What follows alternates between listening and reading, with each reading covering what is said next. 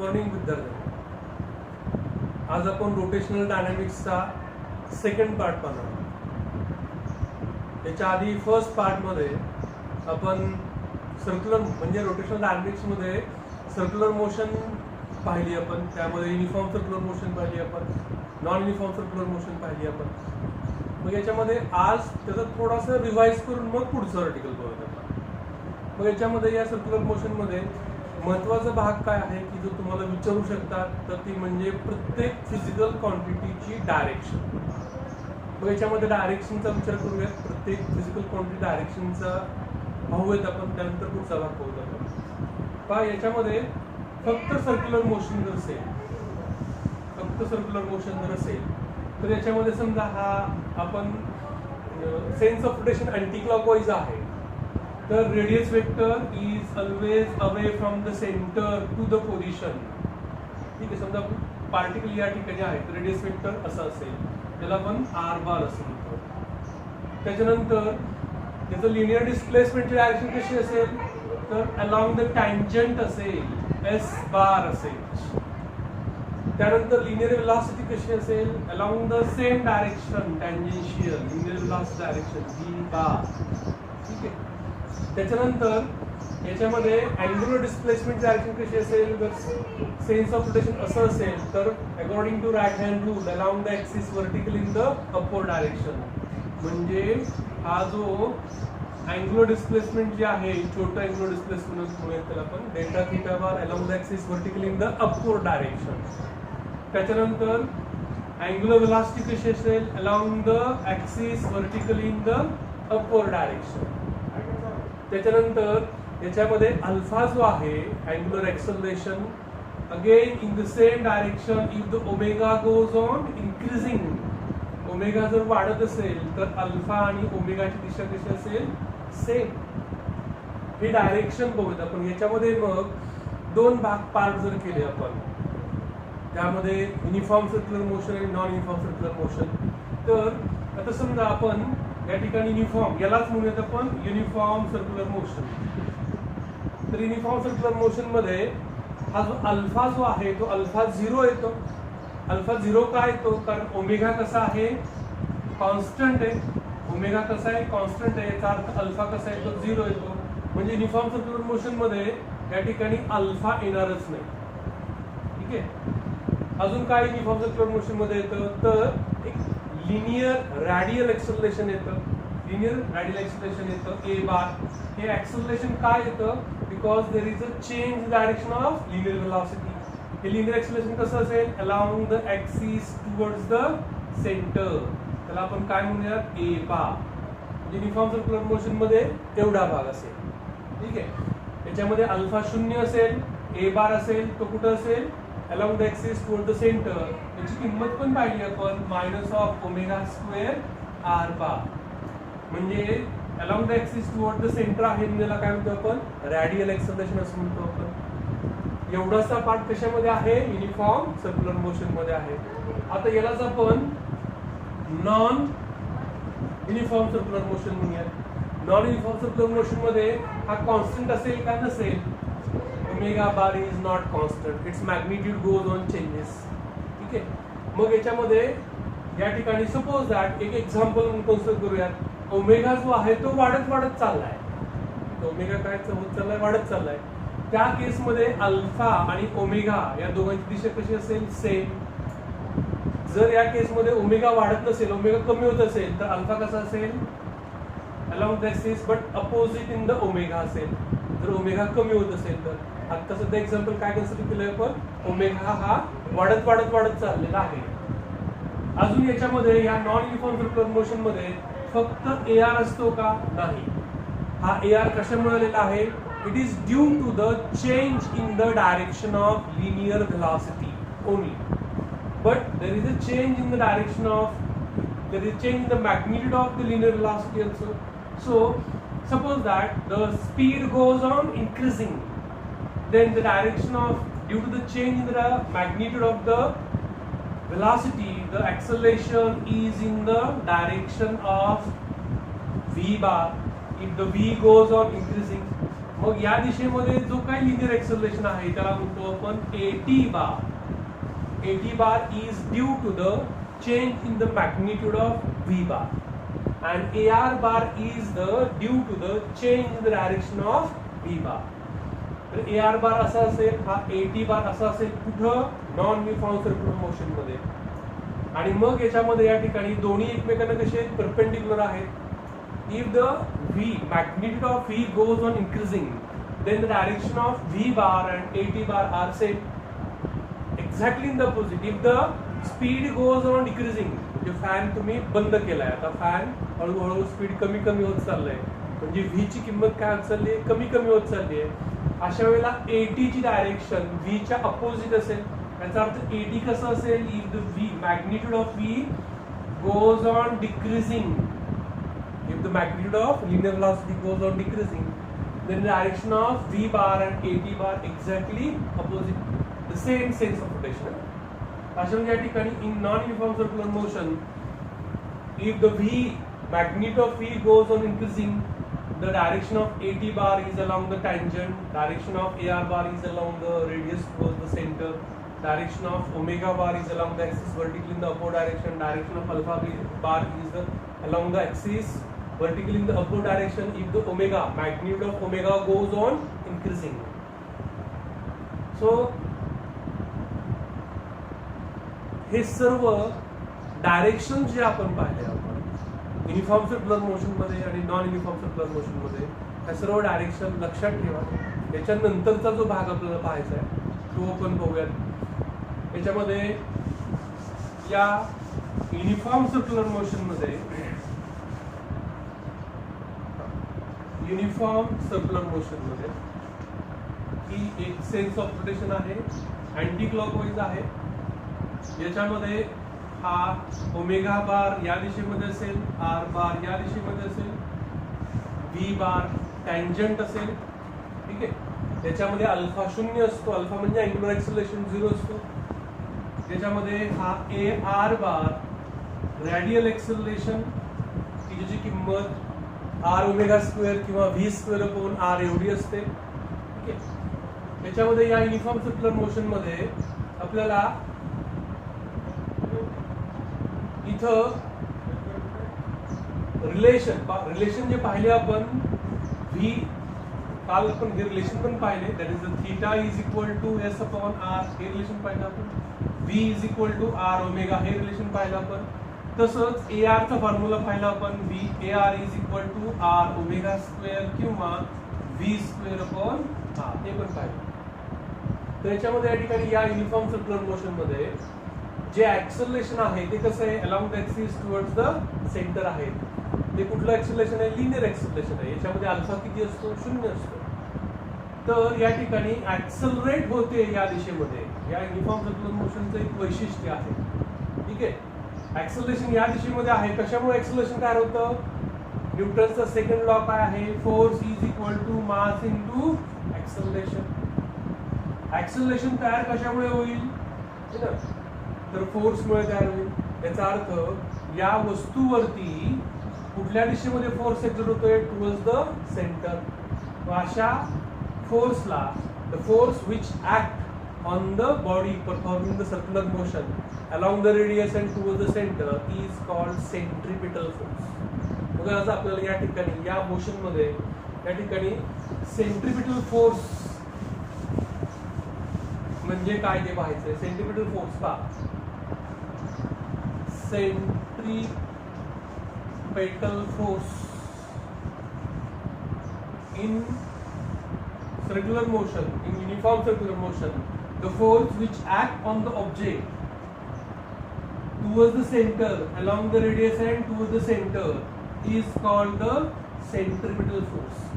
If the acceleration, that is the AR bar, is the minus of R omega किंवा omega square R bar, this is the acceleration. The magnitude of acceleration is the AR is equal to R omega square. So the force which is responsible for this motion is the F is equal to magnitude of force is the M into acceleration, that is R omega square. We know that V is equal to R omega.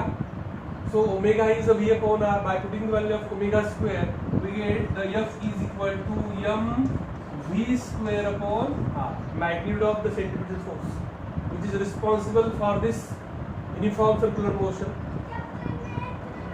Force, direction of velocity.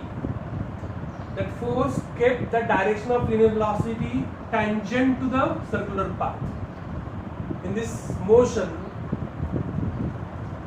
remember this situation or condition that the centripetal force, direction of force, which maintain the direction of the velocity, which is tangent to the circular path.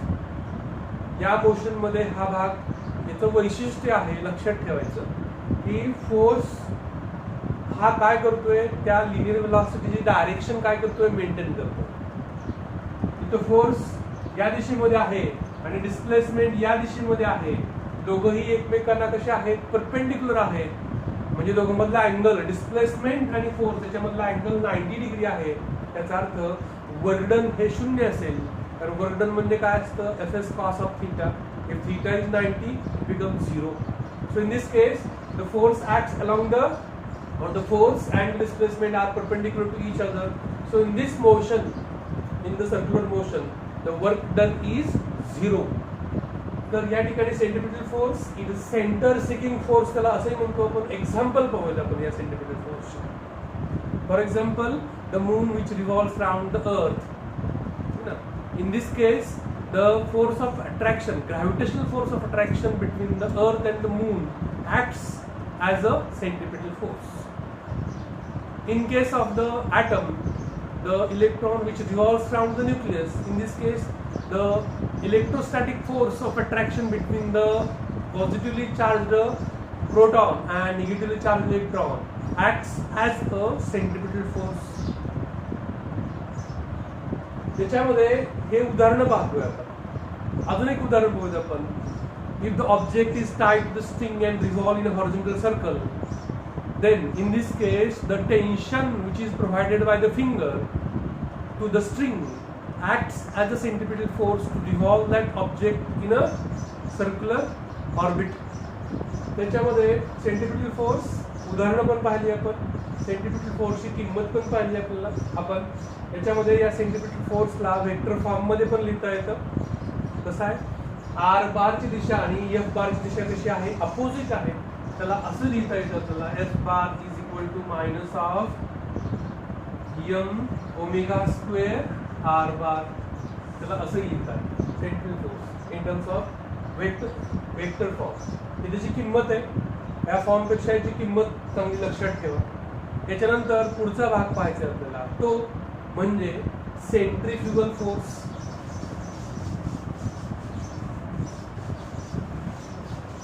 याच्यानंतरचा भाग पाहायचा आहे तो म्हणजे centrifugal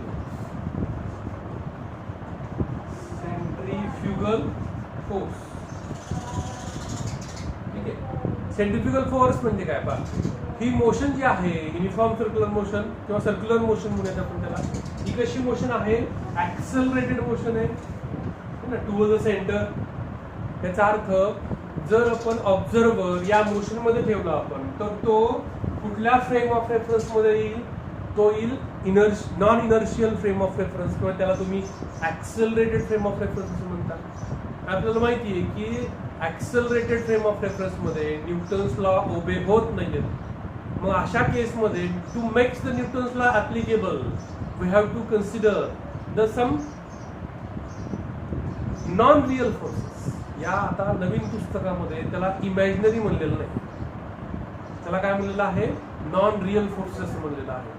मग या ठिकाणी इथं या वस्तूवरती इथं या दिशेमध्ये फोर्स एक्झर्ट होतोय, तर ही जी फ्रेम जी आहे ती फ्रेम कशी आहे, ऍक्सलरेटेड फ्रेम आहे. याचा अर्थ इथं न्यूटन्स लॉ ऍप्लिकेबल होण्याकरता या दिशेमध्ये याला इक्वल अपोजिट फोर्स आपल्याला आहे, त्याचं अस्तित्व आहे, आपल्याला गृहीत धरावं लागतं. उदाहरण पाहूयात आपण. समजा एक स्प्रिंग घेतली आपण, ठीक आहे, आणि त्या स्प्रिंगला किंवा स्प्रिंग बॅलन्स घेतला. उदाहरण दुसरं घेऊया आपण. स्प्रिंग बॅलन्स घेतला, स्प्रिंग बॅलन्सला आपण खाली वेट लावतो. ठीक आहे, किती लावलं आपण, एक अर्धा किलोग्रॅमचं वेट लावलं स्प्रिंग बॅलन्स आणि आपण अशा स्थिर पोझिशनमध्ये ते वेट मोजलं, किती दाखवेल तो? तेवढंच, जेवढा आहे तेवढा, अर्धा किलोग्रॅम. ठीक आहे. पण जर त्या अर्ध्या किलोग्रॅमला तुम्ही गोल गोल फिरवलं, ठीक आहे, गोल गोल फिरवलं, तर या ठिकाणी तुम्हाला त्याचं वेट कसं जाणवेल? ठीक आहे, जास्त दिसेल तुम्हाला, कारण याच्यामध्ये जे आहे ते दिसणार नाही, ते जास्त दिसेल. कशामुळे? कारण या दिशेमध्ये त्याच्यावरती काय होतो? हा फोर्स एक्झर्ट होतो, की ज्याला आपण काय म्हणतोय? Non real force. It is always act away from the centre. त्याच्यामुळे या ठिकाणी इथं आपण दुसरं एक उदाहरण पाहूयात. आपण, तुम्ही कधी मेरी गो राऊंड मध्ये बसलेला असाल, गोल गोल फिरला असाल, त्याच्यामध्ये बसल्यानंतर सुरुवातीला तुमची पोझिशन सरळ असते फिरत असताना. जसं जसं तो फिरत जातो तसं तसं तुमची पोझिशन अशी इकडे इकडे जाते. ठीक आहे. तर या मोशन मध्ये it is due to the centrifugal force. ठीक आहे. तर सेंट्रिफ्युगल फोर्सचे बरेचसे ऍप्लिकेशन्स आहेत. म्हणजे हा फोर्स एक्झर्ट कशामुळे होतो तो भाग फार महत्वाचा. एक्झर्ट कशामुळे होतोय? It is due to the only non inertial, ज्याला आपण ऍक्सेलरेटेड फ्रेम ऑफ रेफरन्स म्हणतोय आपण.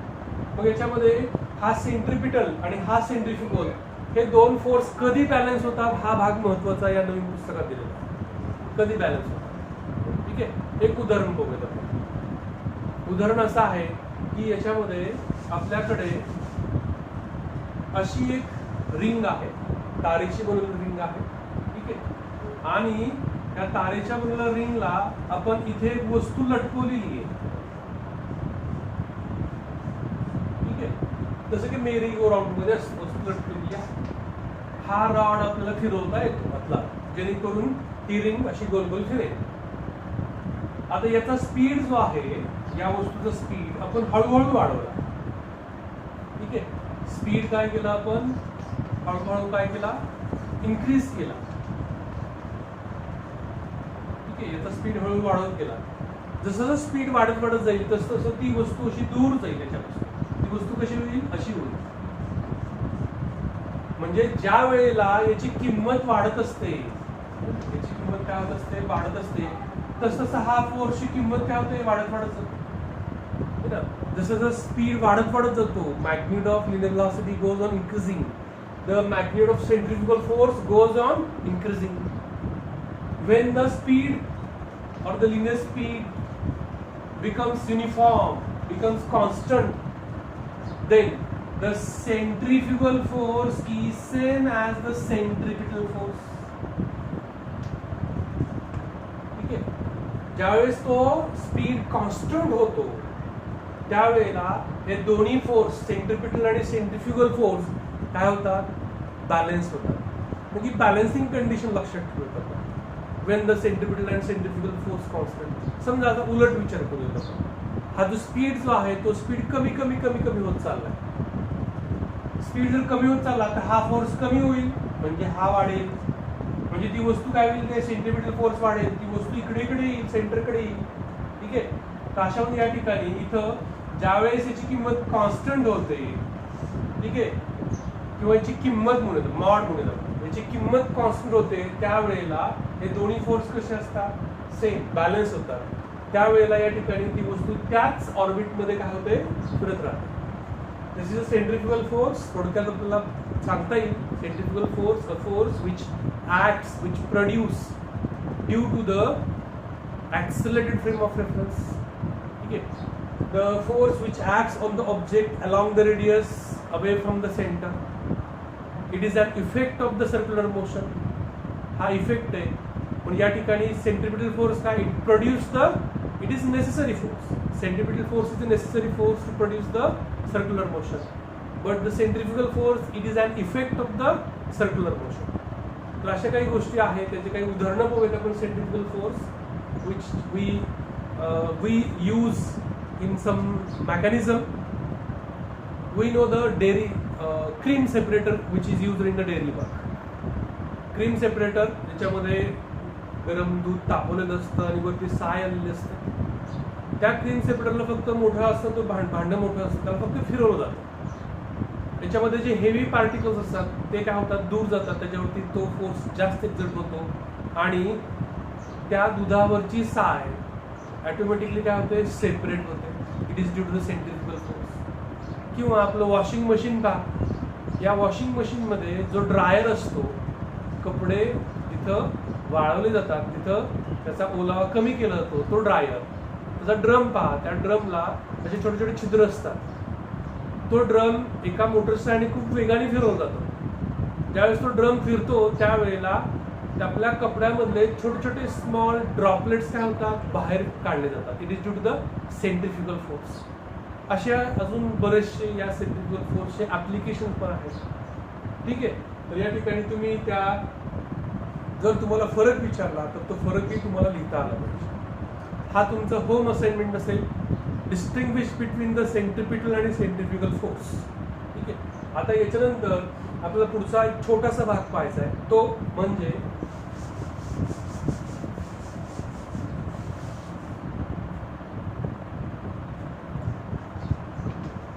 कायनेमॅटिकल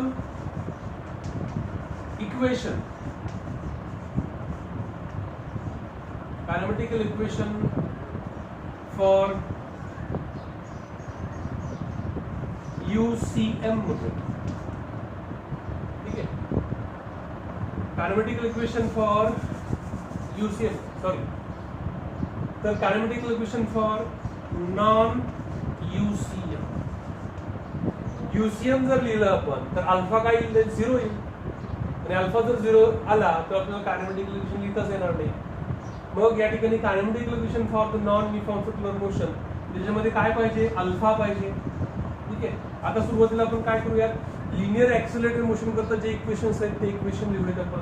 पहिले इक्वेशन काय आहे, V is equal to U plus AT. दुसरं काय आहे, S is equal to UT plus half AT square. तिसरं काय आहे, V square is equal to U square plus 2 times AS, where V is the final velocity, U is the initial velocity, A is the acceleration, S is the displacement. In the same way, if the omega 1 is the initial angular velocity, omega 2 is the final angular velocity, and alpha is the angular acceleration, T is the time. तर आपल्याला हे तीन कायनेमॅटिकल equation आपल्याला non uniform circular motion करता लिहिता येईल. Non uniform circular motion ज्याच्यामध्ये speed वाढतोय किंवा स्पीड कमी होतोय. ठीक आहे. त्याच्यामध्ये अल्फा जो आहे तो कसा पाहिजे, फक्त युनिफॉर्म पाहिजे. ठीक आहे. तर omega 2 is the final angular velocity is equal to omega 1 is the initial angular velocity plus alpha is the angular acceleration into time. This is the first kinematical equation for the non-UCM. Second, इथं displacement कुठलं आहे, linear. इथं कुठलं घ्यावं लागेल, angular. That is theta is equal to omega 1 into t plus half alpha t square. Second kinematic equation, half alpha t square. Third kinematic equation, omega 2 square is equal to omega 1 square plus 2 times alpha into theta. तर हे तिन्ही कायनेमॅटिकल equation की जे non uniform circular motion करताना लिहितोय आपण, ते तुम्हाला लक्षात ठेवायचे की जे तुम्हाला न्यूमेरिकलसाठी उपयोगाला पडतील. आपल्या टेक्स्ट बुक मधलं अगदी सुरुवातीचं एक्झाम्पल नंबर 1 सोडून दिलेलं, ते सर्वांनी न पाहता सोडवायचं. ठीक आहे. तर त्यामध्ये एक्झाम्पल मध्ये काय दिलेलं आहे पहा. ठीक आहे. याचा या ठिकाणी कसा वापर करायचा, काय एक्झाम्पल दिलंय ते पहा. फॅन चालू आहे. ठीक आहे. आणि फॅन चालू असताना मध्येच आपण फॅनचं बटन बंद केलं. बंद केल्यानंतर फॅनचं सेन्स ऑफ रोटेशन बदलत नाही, फक्त स्पीड काय होत जातो, कमी कमी कमी कमी होत जातो.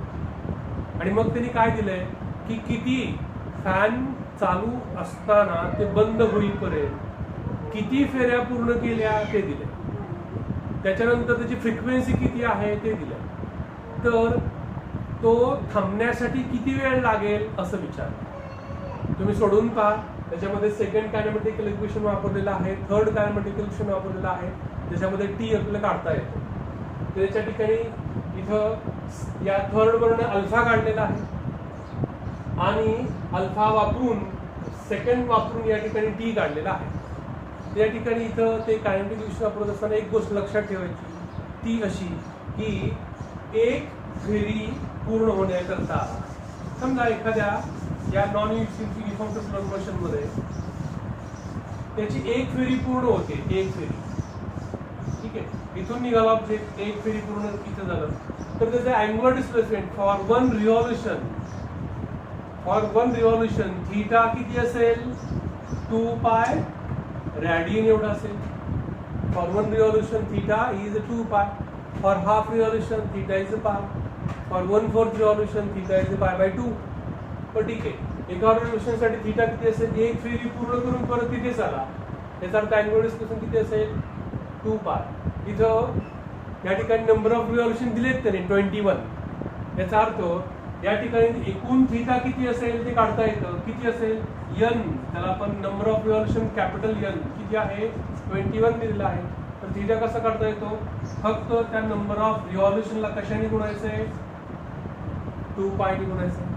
मला एकूण त्याचं अँग्युलर डिस्प्लेसमेंट भेटतं. एकूण अँग्युलर डिस्प्लेसमेंट भेटलं की तुम्हाला या ठिकाणी किती वेळ लागला कायनेमॅटिकल इक्वेशन वापरून काढता येतं. ते सोडून पहा तुम्ही एकदा, न पाहता सोडून पहा, ठीक आहे. तर या ठिकाणी होमवर्क तुम्हाला फक्त 2 गोष्टी आहेत. एक की तुम्हाला सेंट्रिपिटल आणि सेंट्रिफ्युगल फोर्स याच्यातला फरक लिहायचा आहे, ठीक आहे. आणि दुसरं एक्झाम्पल नंबर 1 की जे तुम्हाला सोडून दिलेलं आहे पुस्तकामध्ये, टेक्स्टबुक मध्ये, तेच न पाहता सोडवायचं आहे, ठीक आहे. थांबूया तिथं आपण.